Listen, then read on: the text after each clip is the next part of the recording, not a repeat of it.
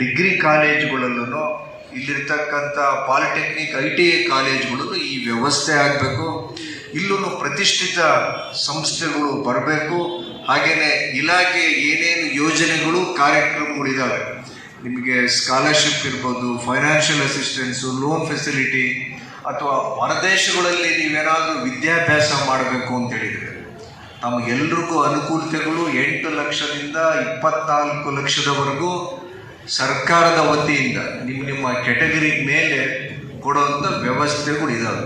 ಅದಾಗಬೇಕಾಗಿರೋದು ಸಾಮಾನ್ಯ ಜನರಿಗೆ, ಯಾರೋ ಸರ್ಕಾರಿ ಅಧಿಕಾರಿಗಳು ಅಥವಾ ರಾಜಕಾರಣಿ ಮಕ್ಕಳಿಗಲ್ಲ, ನಮ್ಮ ರೈತಾಪಿ ವರ್ಗ ಗ್ರಾಮಾಂತರ ಮಕ್ಕಳಿಗೆ ವ್ಯವಸ್ಥೆ ಸಿಗಬೇಕು ಅಂತೇಳಿ ಸದುದ್ದೇಶದಿಂದ ಸರ್ಕಾರ ಮಾಡಿದ್ದೇವೆ.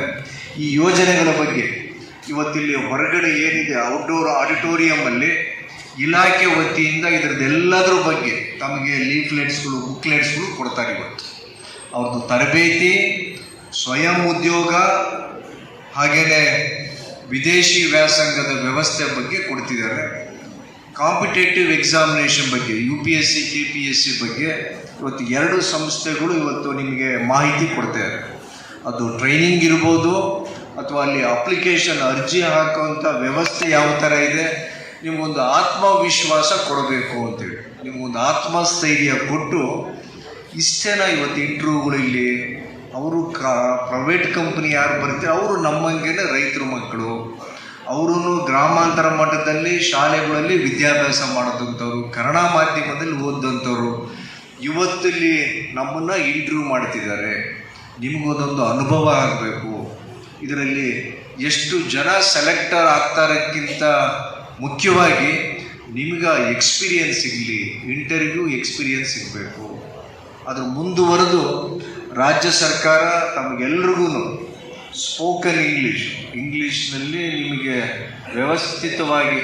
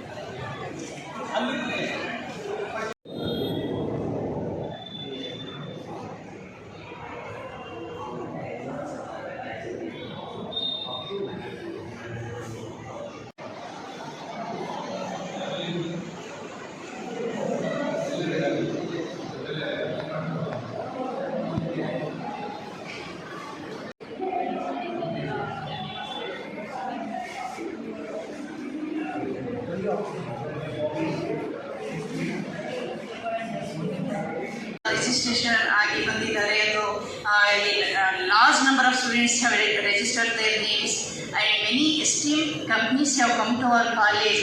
It is a great honor for us, and many students are going to get the job today, and this is very useful to all students, those who have come from rural areas.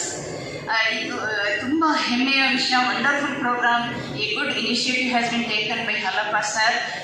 ಈ ಉದ್ಯೋಗ ಮೇಳ ಆಗ್ತಾ ಇರೋದು. ಮತ್ತು ಇನ್ನೊಂದು ವಿಷಯ, ಈ ವೇದಿಕೆಯಿಂದ ನಾನು ಹಲಪ್ಪ ಸರ್ ಅವರಿಗೆ ರಿಕ್ವೆಸ್ಟ್ ಮಾಡ್ಕೊಳ್ಳೋದು ಏನಂತಂದರೆ, ಮುಂಚೆನೂ ಒಂದ್ಸಲ ಈ ಪ್ರಸ್ತಾವ ಇಟ್ಟಿದ್ದೀವಿ, ಇನ್ನೊಂದು ಪ್ರಸ್ತಾವ ಇಡ್ತಾ ಇದ್ದೀವಿ, ಅದರ ಬಗ್ಗೆ ಗಮನ ಕೊಡಬೇಕು ಅಂತ ನಾನು ಕೇಳ್ಕೊಳ್ತೀನಿ ಹಲಪ್ಪ ಸರ್ ಅವ್ರಿಗೆ. 4,000 ಸ್ಟೂಡೆಂಟ್ಸ್, ಬಡ ಮಕ್ಕಳು, ರೂರಲ್ ಮಕ್ಕಳು ಬರ್ತಾ ಇದ್ದಾರೆ ನಮ್ಮ ಕಾಲೇಜಿನಲ್ಲಿ. ಅವ್ರಿಗೆ ಬೆಳಗ್ಗಿಂದ ಸಂಜೆವರೆಗೂ ಇರಬೇಕಾಗತ್ತೆ. ಅರ್ಲಿ ಮಾರ್ನಿಂಗ್ ಬರ್ತಾರೆ. ಏನಾದರೂ ಕ್ಲಾಸಸ್ ಎಲ್ಲ ಇದ್ದರೆ ಅವ್ರಿಗೆ ಏನೋ ಒಂದು ಕ್ಯಾಂಟೀನ್ ವ್ಯವಸ್ಥೆ ನಮ್ಮ ಕಾಲೇಜಿನಲ್ಲಿ ಇಲ್ಲ.